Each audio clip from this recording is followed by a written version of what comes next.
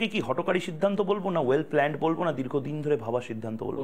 পলিটিক্সে জয়েন করা আর 5 মাস পরে পলিটিক্সে এলে মানে হঠকারী সিদ্ধান্ত তো নয়, ওয়েল প্ল্যান্ডও আপনি বলতে পারেন না, কারণ আমি আগে কিছু প্ল্যান করিনি।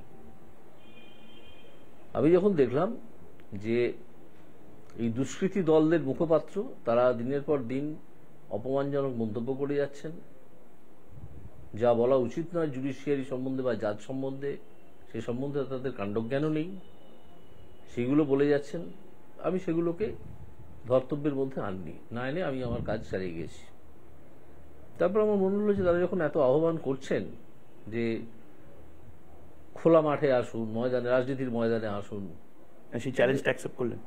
ওটাকে আমি চ্যালেঞ্জ বলে মনেই করি না, ওটা তারা একটা আহ্বান জানাচ্ছিল ঠিকই, তারা বলছিল, তাদের কাছ থেকে অনুপ্রেরণা পেলাম, ঠিক আছে যাই।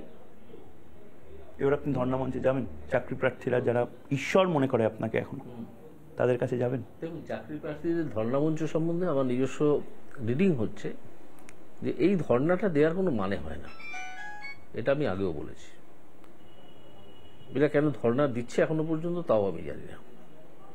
এদের যদি সত্যিই চাকরি পাওয়ার কোনো সেই সম্ভাবনা থাকতো তাহলে তারা কোর্টেই আসতো।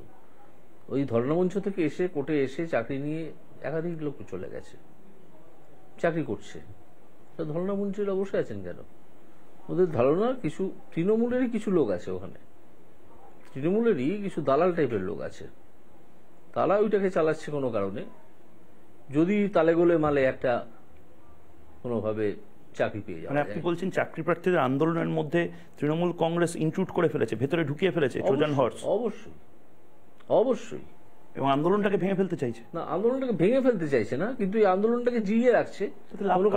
লাভ তৃণমূলের, যেহেতু আমরা তোমাদের চাকরি দিতে চাইছি, কিন্তু এই বিকাশ ভরসাজের দল এরা দিতে চাইছে না। আমাকে বিকাশ ভরসাজের দলের অঙ্গ বলে কিছুদিন আগে মনে করতো, কারণ ওদের গরু হারিয়েছে, ওরা জানে না যে কাকে কি বলতে হয়। এই বিকাশ ভরসাজের দল অমুক তমুক এইসব। তৃণমূল কি প্যানিকড হয়ে গেছে? মানে সন্দেশখালীতে আপনি দেখলেন? শুধু সন্দেশখালী না, তৃণমূল বহুদিন ধরেই প্যানিক, যখন দেখছে যে জনজাগরণ এবার ঘটে যাবে যে কোনো সময়।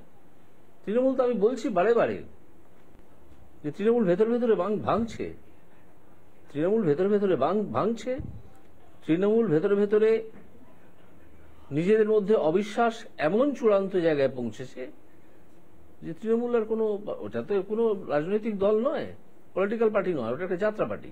তৃণমূল কংগ্রেস যাত্রা পার্টি? হ্যাঁ অবশ্যই, তাছাড়া কি, ওদের প্রোডাকশনের নাম হচ্ছে মা মাটি মানুষ। কিন্তু এত মা, এত মাটি, এত মানুষের লড়াইকে আপনি এক কথায় বলে দিচ্ছেন যাত্রা পার্টি? অবশ্যই যাত্রা পার্টি ছাড়া কি করে ওরা? ওটা পলিটিক্যাল পার্টি, ক্লাবের মতো। কিছু লোক আছেন সৌগত রায়টার মতো এরকম, যারা অনেকদিন ধরে সংসদীয় রাজনীতিতে আসেন, তারা থাকলেই একটা দল কি রাজনৈতিক দল? কি রাজনীতি, কি পলিটিক্যাল ফিলোসফিটা কি? তৃণমূলের পলিটিক্যাল ফিলোসফিটা কি? বলছে যে যাত্রাটা হচ্ছে মা মাটি। বিজেপিকে ঠেকানো। বিজেপি আবার ঠেকানোর কি আছে? বিজেপি সাম্প্রদায়িক বলছে। অত্যন্ত বাজে কথা, আদৌ বিজেপি সাম্প্রদায়িক নয়। আপনি কি ধর্মভীরু? ধর্মভীরু নয়, কিন্তু আমি ধর্ম মেনে চলি এবং আমি ওপরওয়ালায় বিশ্বাসী। শ্রী রামচন্দ্র বিশ্বাসী ও জাস্টিস অভিজিৎ গাঙ্গুলি? রামচন্দ্র যদি ঐতিহাসিক চরিত্র হন তাহলে তো অবশ্যই বিশ্বাসী, কিন্তু পৌরাণিক চরিত্র বলেছে, রামকে তো সুপ্রিম কোর্ট লিগাল এন্টিটি বলেছে।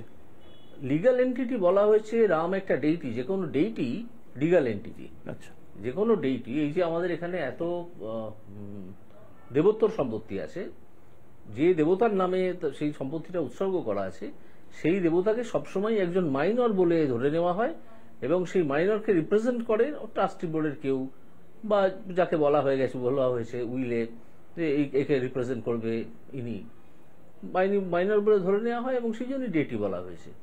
তো রামচন্দ্রকে যদি আপনি ঐতিহাসিক চরিত্র বলেন তাহলে আমি বিশ্বাস করবই, কারণ একটা সেতু পাওয়া গেছে যার পাথরগুলো ওই জায়গায় কখনো ছিল না, ঠিক ওইখানে পাওয়াই যায় না, এই পাথরগুলো এসছে, আমি বিশ্বাস করতে রাজি। অনেক অনেক অব্যাখ্যাত ঘটনা আছে যা আমি বিশ্বাস করতে রাজি।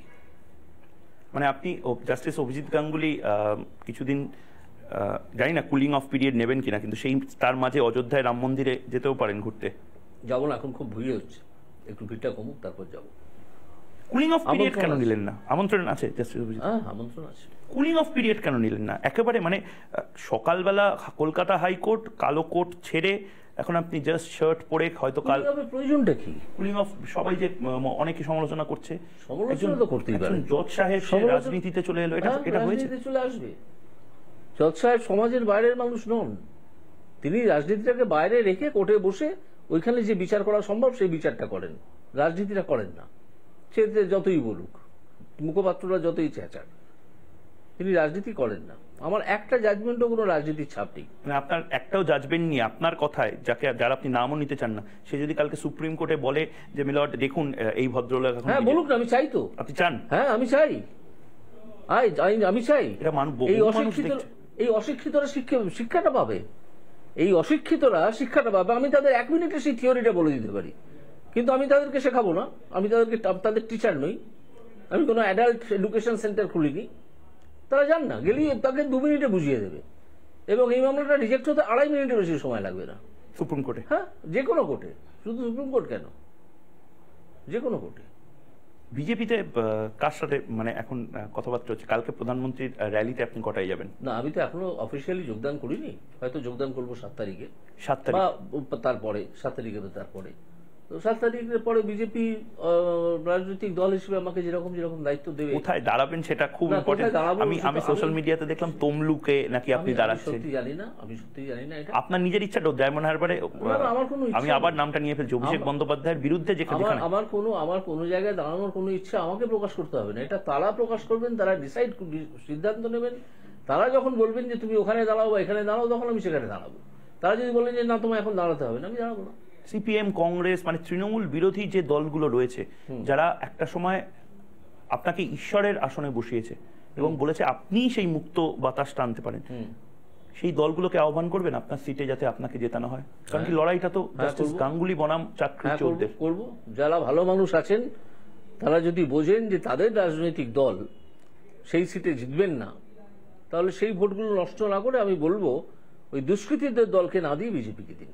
সিপিএম তো এর আগে বিজেপি এটা তো প্যাচে ফেলে দিতে পারেন। মানে সিপিএম তো এর আগে বিজেপিকে ভোট দিয়েছে বলেই তো বিজেপির পার্সেন্টেজ এত বেড়েছিল। এখন বিজেপির সাপোর্টার অনেক বেশি। আমার ধারণা 24-এ ওই সিপিএম এর ভোটটা বিজেপিতে গেলে ভালো হবে, এটা বলছেন? না, হ্যাঁ যেতেই পারে। সিপিএম তো এখন কোনো দিশা দেখাতে পারছে না। আপনি বড় কথা বলছেন, মানে সিপিএম এর বহু মানুষ তো আপনাকে সিপিএম হিসেবে বলতো। হ্যাঁ বলতো, আমার সঙ্গে তো বামপন্থী লোকেদের যথেষ্ট যোগাযোগ এবং হৃদ্যতা, সক্ষতা ছিল। আমি কোনোদিন বামপন্থী রাজনীতি করিনি। তাদের আশাভঙ্গ করছেন তো আপনি? তারা আশাভঙ্গ কিছু করছে না, তারা নিজেরাই নিরাশ। আমাকে আর আলাদা করে আশাভঙ্গ করতে হবে না। এই মুক্তির পথটা কোথায় জাস্টিস গাঙ্গুলি? মানে এই নিরাশ যে শব্দটা বললেন, মুক্তির পথ হচ্ছে ভদ্র মানুষদের, লেখাপড়া যারা মানুষদের রাজনীতিতে যোগদান করা, প্রথম কথা।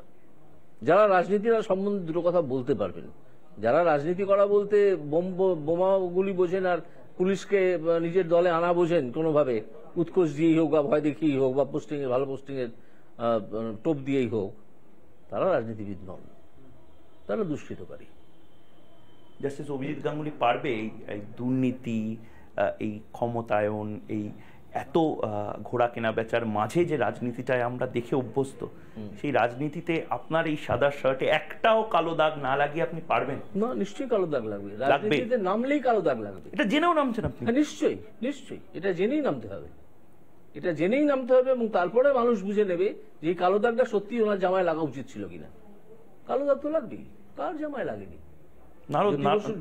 জামায় লাগেনি, বিধান রায়ের জামায় লাগেনি, প্রত্যেকের জামায় লেগেছে। মানুষ বুঝে নিয়েছে কে কি ছিলেন। বুদ্ধদেব ভট্টাচার্যের জামায় লাগেনি, প্রফুল্ল সেনের জামায় লাগেনি, পরে মানুষ বুঝে নিয়েছেন যে প্রফুল্ল সেন ওই বাড়িটা, বিরাট যে বাড়িটা, মনে আসছে না নামটা, এর মুখে, আপনার ববিডিবাগের মুখে, ওই বাড়িটার মালিক প্রফুল্ল সেন নন। মানে ইতিহাস আপনাকে নিষ্কাশিত করবে, হিস্ট্রি উইল অ্যাবসলভ ইউ। হিস্ট্রি করবে না সমসাময়িকতা করবে সে প্রসঙ্গে আমি কিছু বলছি না, কিন্তু মানুষ বুঝে নেবে। মানুষ